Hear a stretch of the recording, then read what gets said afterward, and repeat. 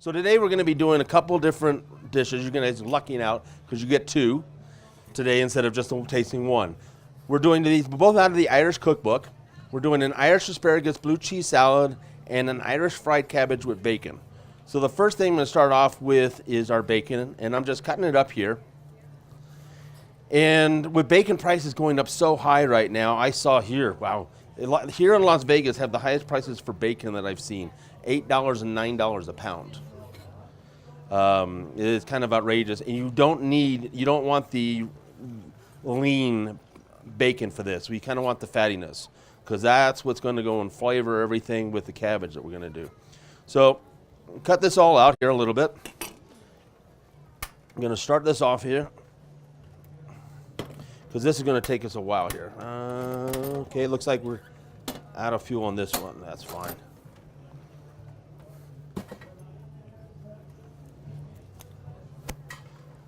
These are great little handy little things, but they do tend to run through the fuel pretty fast. There we go. And so we're just going to take our bacon here and just place it in our pan.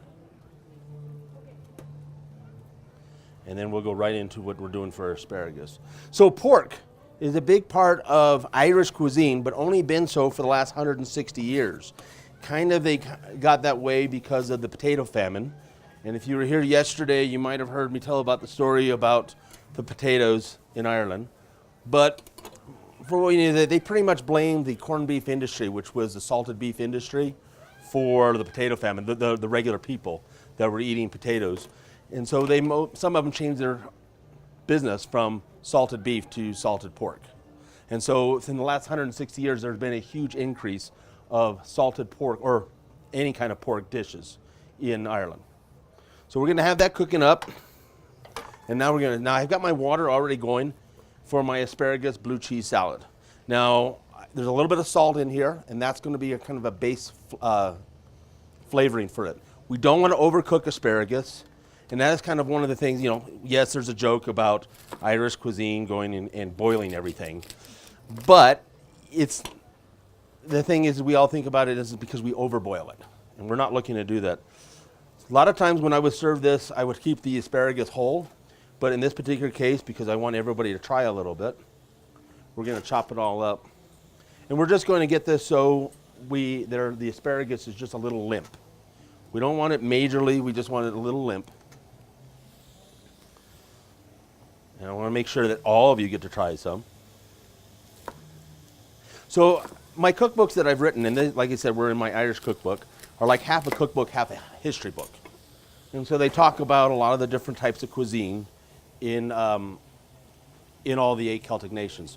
So in Ireland, it's unique that originally the earliest aspects of Irish cuisine was fish and poultry, and we're talking now prehistoric days, where fish and poultry covered in mud and then stuck in the fire.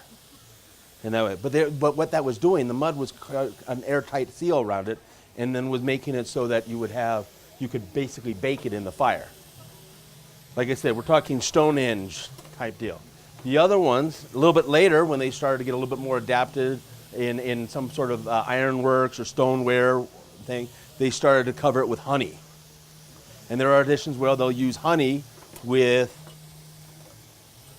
to cover on with a little bit of mustard seeds as a flavoring. In fact, and then they also got a little bit different with a little bit of milk. And as time gets on a little bit, they'll start using chicken in a Carraghan cream sauce. And actually, that's one of the oldest recipes out of Scotland. They had found on the Orkney Isles in an archaeological dig, chicken covered in tarragon with some sorts of dairy on it from 3,500 BC. And that recipe is actually in my Scottish cookbook. A little more modern though. We put a little whiskey in there and a little white wine as well. So we're cooking up and I'm gonna ask one of my assistants, Mr. Skip, can you do me a favor and just close off our little flyer here so that these people aren't winded out? Wind kind of blows around here in Estes Park back and forth in different directions, and so we want to make sure everybody's comfortable. So if you have any questions about Celtic cooking or Celtic history, please raise your hand and we can answer it and help you out. So when we're gonna make with our bacon here, I want all that fat to grow up, and then we're gonna go and shred some cabbage. We can shred that cabbage right now, and we're gonna fold it right into all that bacon fat. Now at the same time, we don't wanna overcook our cabbage. That is a big problem with a lot of people cooking cabbage. I was actually at a cooking demonstration in Texas with a lot of big other chefs. It was at the North Texas Irish Festival. And you would think that the guys who were culinary thing would know how to use with cabbage, but most people don't really deal much with cabbage, so they don't understand how to cook with it. Yeah, our weather is a little different here today. We got a little windy. On Friday when we were here, it was a nice chill factor here. I was up here and it's getting nice and warm as well. So we're just shredding up our cabbage a little bit, and we're gonna fold that in. And that's about all the prep that we're gonna do for that. We are gonna mix both of these with the same amount of seasoning. Now, you'll notice in the back there that I have a lot of different seasonings there. I work with a local seasoning group, and it's kind of a passion, and I believe it's probably one of the most important. When I told you before that bacon is going up about $8 a pound now, and beef is going up, even butter is going up, everything's going up for our food. Your spices, your herbs and your spices are your least expensive item that can enhance your meal the most. And let me tell you, how many of you here have spices and herbs in your cabinets now that are older than 6 months? Just about everybody, right? Yeah, let's be honest here, right? Just about everybody here, right? Spices and herbs can have a shelf life just like everything else, and they start to go off between 3 and 6 months. And then after that time, it's one of the, when they go off like that, you need to start using a little bit more. Which is one reason why the culinary schools, I'll tell you, and the cooking shows, use fresh. You want to use fresh herbs because it'll be consistently the same type all the time you make the dish. If you're keeping an eye, and the Celtic chefs, the farmhouse, they would raise their own herbs and then dry them. And I'm actually more of a fan of dried herbs because you get a stronger, intense flavor for it, but it accents a little bit more than I thought. The secret on Celtic cuisine is making sure that not any one flavor overrides all the rest. So to tell you right now, and some of you who are groupies have already heard this say that there are about 5 major herbs in Celtic cuisine, and 4 of them you've all heard. You've sang the song before. Parsley, sage, rosemary, and thyme. Yes, those are the primary. Add tarragon is the 5th one. And I don't think they could rhyme anything with tarragon. It just didn't work out right. So, but those are the primary. And thyme being the #1 herb. They use it in Galicia, Spain. They use it in Scotland. They use it in Ireland, and we're using it here in both of our dishes today. We're also doing it with a little bit of garlic powder and white pepper. Now, garlic powder is something that I like to use a lot, and a lot of cooking. A lot of chefs go and use it. In the industry, we call it the addictive spice. It's what makes your guacamole, your chili, everything just tastes a little bit more like, oh, I want to have a little more. It's also on your potato chips. Anything that you keep wanting to have more and more and more of, look on the ingredients. You'll find garlic powder there. The other one we're going to be using is a little bit of white pepper. White pepper is not as coarse and as harsh as black pepper.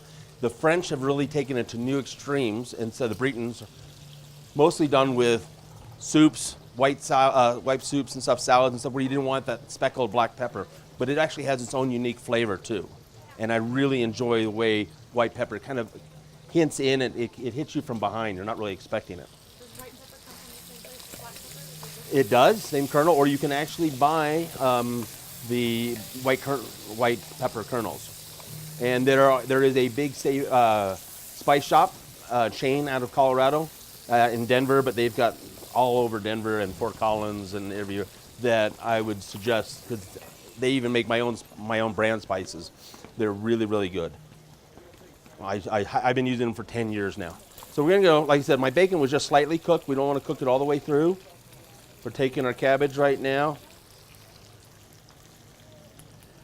And we're just placing it on top, and we're going to be folding this in just a little bit. And all this will reduce down a little bit.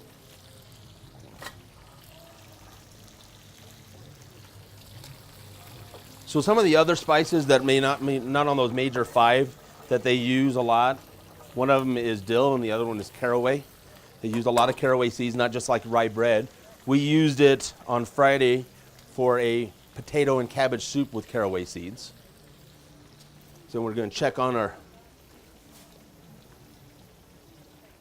asparagus, starting to get there. Our main bodies here. There we go. So maybe another minute or so. That's all we're looking for. We don't want to overcook it more than this. That's the biggest problem with both with asparagus and cabbage, is you can tend to overcook it. And as I was trying to, kind of got distracted a little bit here, but the in that culinary dish in Texas, some of the other chefs who never really cooked much with cabbage were doing corned beef and cabbage right after I just told everybody nobody had eaten corned beef and cabbage in Ireland in 160 years. They made their cabbage, but they made it the day before. So it turned to kimchi on the day of. Great for one type, and if you're that kind of a style of chef, then that's what you need to do. But in Celtic cuisine, it's not. You want to lightly cook everything. All your cabbage, the only type of cabbage you're ever going to really overcook is inside your kokana potatoes. But you kind of want the crunch. And that's what a lot of people now use cabbage for. Like in your fish tacos, you use it for a crunchy green flavoring into it. So we're just letting this cook down. We want all that little fat. And at this time, I'm actually going to add in my seasoning. And I already have it blended up for us here. Now you'll notice I'm not telling you how much I'm putting in, mainly because I want you to buy the cookbooks. So right now our asparagus is right where we want it. I'm going to take this off here and we're going to drain it.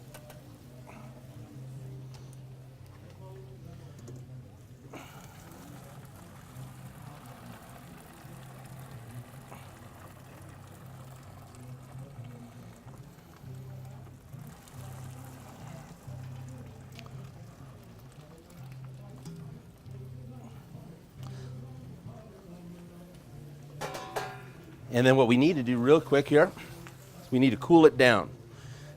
As we're here in the field, this is my field kitchen. But we want to go and make sure that it's not continuing to cook. That's another thing that a lot of people forget when you take vegetables out of your, or even pasta, out of the hot water, it's still cooking. So we just want to bring this down. In the restaurant industry, catering industry, we would put this in an ice bath, and that would instantly stop it.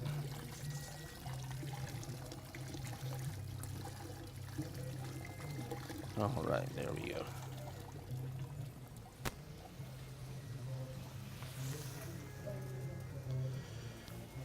We'll let that drain for just a moment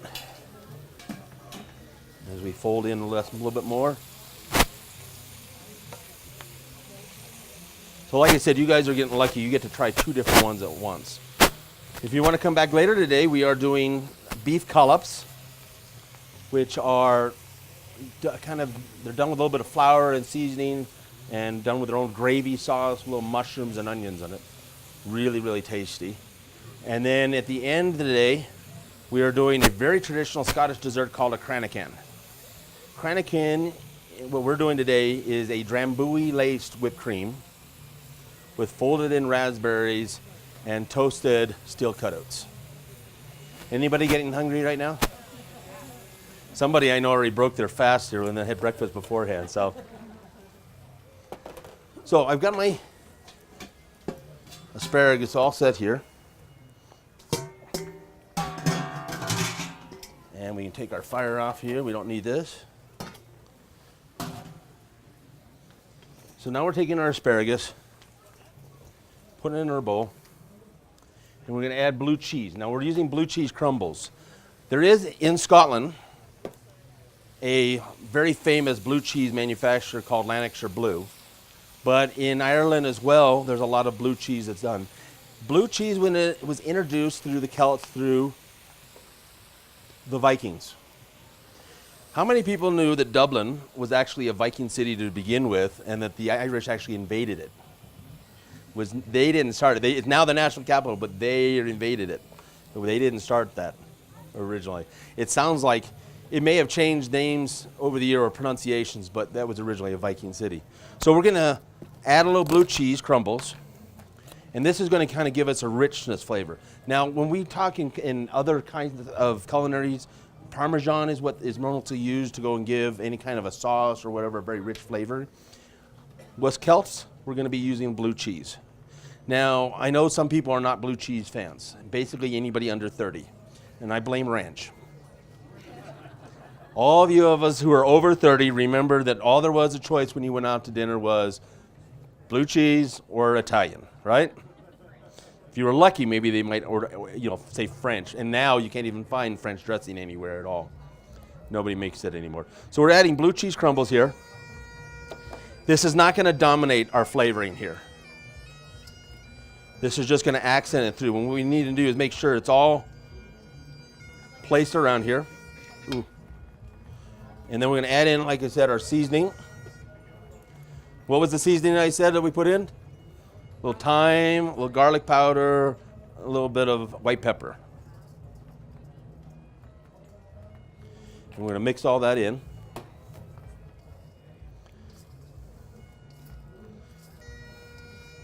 And add a little bit more blue cheese here. I'm a big fan of blue cheese, and now here's the one thing a lot of people don't understand. There are different levels of blue cheese, the maturity level on it. Some people just link it all together, and most of it, if you're going to go to a nice cheese shop or so, they're going to tell you the difference between Stilton and Roquefort and so many different. We're just using just a basic, nice, light blue cheese for the flavor. And then the only thing we need to do now to finish this off is put a little mayo for our mayonnaise base. Now, any good chef, and I'm sorry if you are not your particular liking, but every good chef uses mayo only. They do not use salad dressing. That's just not something that kind of flies too well with you. It totally changes the flavor. I actually think salad dressing is more of it sours the flavoring for it all. And I will never get an endorsement, I know, from that one major sour. There are some things I just, as a chef, will never endorse, so. But we're not using too much mayo, but just a little bit. Now, here's something else about this salad. In 1980, and this is it, I've actually won awards in this salad dressing right here. In 1980, before the EU came about, there was actually a European Health Board. They declared that Scotland had the worst heart disease rate in all of Europe, mostly because it was bacon and cheese. And so they started doing a huge vegetarian movement at that time. And then they came up with, they'd always been around, but they really came into precedence then, were Spud bars. Spud bar was a big baked potato, and you came into maybe a little kiosk area, and you take your baked potato, and you got so many different types. This is one of those salads that would be put into the potato, other than just, or whatever flavoring for it all. And so you get a nice asparagus flavoring with the baked potato. Very good. That, and I'm going to add just a little bit more, is our Irish asparagus blue cheese salad. Was this hard to make? Pretty simple to put together. And we only have one more thing to do with the cabbage, and we are done with that. So folding in the last minute, a little bit more of the spice. And you're going to find when you taste this that the blue cheese doesn't overpower, the thyme doesn't overpower, they all kind of meld together for it. So like the last thing, and you've probably seen this lemon juice up here and wondering what we're doing. Last thing we want to put in here, a little lemon juice. It gives a little bit of a spike to it, to our cabbage. I just wanted to turn the heat off right now. A little bit of lemon juice, and then we're going to put a little bit of heavy whipping cream. Doesn't the lemon juice make the cream curdle? Nope. Not when we're cooking it like this. You would think or something like that, but it all works together. Also, we have the bacon fat.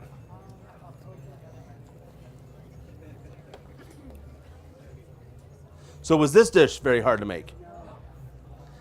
You're going to be really enjoying both of these. Like I said, I want to add a little bit more of the seasoning.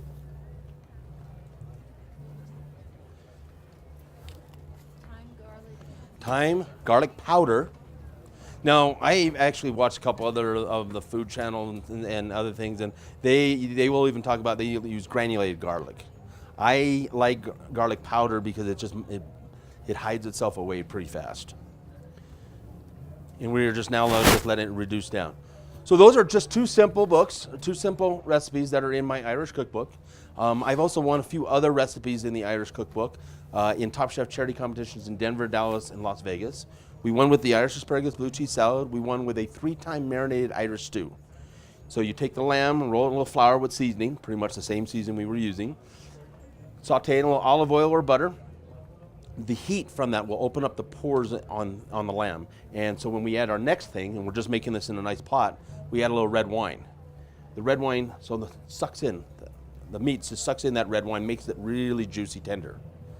Then as you build your stew up with a little bit of vegetables and your potatoes in there and a little more water for it all, you'll add in Guinness. And Guinness flavor does really well, but the Guinness works like making a beer roux with the flour that was around the meat. And now you got a really thick, dark stew sauce around it. It's really, really nice. And then the other one in the Irish cookbook was an Irish asparagus, a Guinness chocolate walnut cake. Yeah, my dentist always asks me that when I'm doing her Christmas parties, that's the one thing I have to go and bring for her and her staff. Now, I also have a Scottish cookbook out there that we won awards for as well, which was a kakaliki soup, which is a traditional chicken and leek soup. I use a white rice base as a filler. And then what things that the judges didn't recognize was dried plums. And dried fruits are a big aspect of Celtic cuisine, baking anyway. So that was a really good one. Also, a roast leg of lamb and a blueberry port wine demi-glace, which is probably the one I get more compliments out of than anything else. And when I do weddings, that's the one everybody asks me to do. And then finally, what we did at the very end last night was an orange chocolate whiskey mousse. Was anybody here for that one last night? You didn't. I know, even the young guy. And then there's a vegetarian cookbook, which I put out just recently. It kind of opens the doors for a lot of people. Everybody thinks, oh, I just eat meat, and I'm not really into vegetable. But I'll bet you I wouldn't mind cauliflower and a whiskey cheese sauce, black-eyed peas and a honey whiskey butter sauce, or what I like to call Celtic fried cheese, which is from the Isle of Man, cheddar cheese cube wrapped in Parmesan risotto with chopped celery, then rolled in panko breadcrumbs, and then flash fried or baked. This is what Celtic cuisine is supposed to taste like, not what's up there on the hillside. They say any more, I'll get in trouble with some of them, but yes. They're good food. It doesn't really take much to make all this. And we have a vegetarian dish, we have a non-vegetarian dish for everybody. So any other questions for us here today? Our next show is at 1 o'clock, and we're doing beef collops. So I hope to come by. The cookbooks are in the back there, and they're available. They're $16.95 each, or you can get all three of them, a little discount for $45.85. And I'll be over there to sign cookbooks for you as well. You'll be able to taste all this here in a moment here, but thank you all very much. And yes, sir, you have a question? What is your favorite dish? It changes as I make this, as I change this.